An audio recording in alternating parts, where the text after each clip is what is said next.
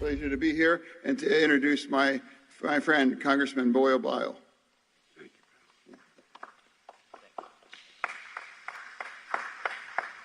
Well, thank you. I'm Congressman Brendan Boyle. It's just painful. It's so cringe, and that it feels like something out of Saturday Night Live, really. Like the one guy clapping. Good morning to you. Welcome back into Wake Up America. So that was Pennsylvania Senator John Fetterman on Saturday calling Congressman Brendan Boyle Bile instead of Boyle. Fetterman also sporting his trademark sweatshirt to greet the leader of the free world, President Biden, visiting his home city there. Joining us now for a reaction, former Pennsylvania Senator and Newsmax senior political analyst Rick Santorum, commentary editor for the Washington Times. Kelly Sadler is back with us, as is Politico White House and Washington reporter Daniel Lippman with me on set. Great to have you all on. Senator, this is the freshman senator from your home state, the state you used to represent in the Senate. It is, you just feel bad for this guy at this point watching this. What'd you make of that? Well, if it was something that was out of the ordinary, it would be a shocking news story. But it is what life is like for the junior senator from Pennsylvania day in, day out. And it's tragic. It obviously is not getting any better. I think if you look at all the medical information, it's probably not going to get better. And so the question is how long the media will just simply ignore this story, not cover the story. I mean, obviously Newsmax is talking about it, but I doubt very many other mainstream media outlets are covering this ongoing saga of someone who's simply not capable of doing his job. Yeah, Daniel, take a listen to some more from Fetterman again. So Biden was there. We saw that tragic I-95 bridge collapse a couple of weeks ago. It's a huge issue if you live in and around the Philadelphia area. So Joe Biden, the president, is visiting. He's picking up union endorsements. Here's John Fetterman. And now I'm standing next to the president again, next to a collapsed bridge here. And he is here to commit to work with the governor and the delegation to make sure that we get this fixed quick, fast as well, too. This is a president that is committed to infrastructure. Yeah, and then on top of that, the dual kind of law of the inflation. Trying to say, I don't know if that was inflation or infrastructure. I think he was trying to say delegation. Daniel, you're part of the media. You work for Politico. Why isn't the rest of the media talking about this?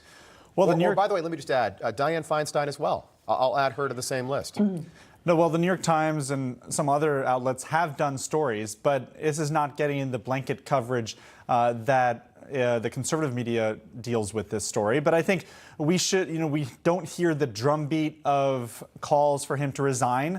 And I think that is probably one reason that's the case, is that Pennsylvania voters knew that he had a speech impediment because of his stroke. Did they? Did they, Daniel? Because the media they weren't talking about this during the election. This wasn't a huge, he had a stroke just before the primary there in Pennsylvania. We knew he was on the road to recovery, or at least that's what we were hearing, but we didn't know to what level John Fetterman was operating at. Yeah, well, I don't think, not every voter is a doctor, so they probably don't know how these things usually work.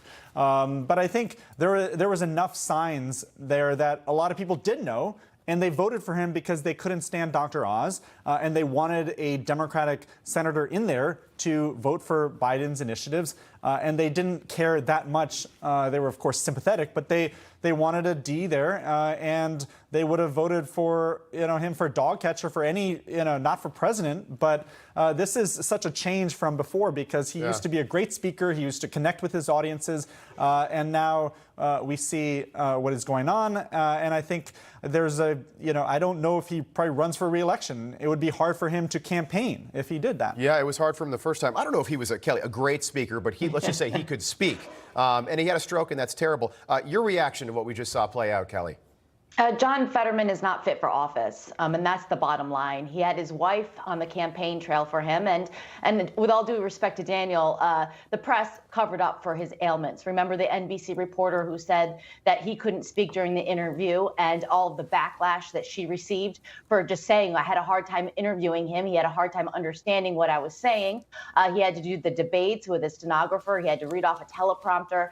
He is simply unfit for office, but unfortunately, because he has a D behind his name. Pennsylvania voters voted for him, but I don't believe if they knew the extent of his ailments, which the press covered up on the campaign trail, that he would still have been elected. Yeah, and Senator, I just want to get your reaction to the wearing. You know, he wears this sweatshirt, and it's almost like it's it's like a kid with a lovey or a blanket or something. I think he's most comfortable clearly in a sweatshirt, not in a coat and tie, which is fine. Maybe not if you're greeting the president of the United States. And I think we look at this and we say, well, that's just John Fetterman.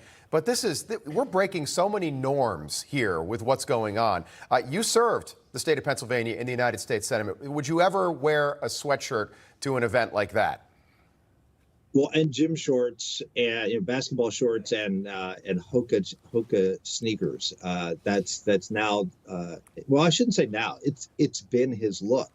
He did this before he had the stroke. Right. This is all I can say about the American left, which John Fetterman is front and center of the American left, is what you just said. They want to break down norms. Joe Biden said it the other day. We are transforming America. Welcome to the transformation. This is the transformation that they're about, which is to undermine basic institutions and norms of this country in order for the government and those in power to be able to rule and rule without dissent.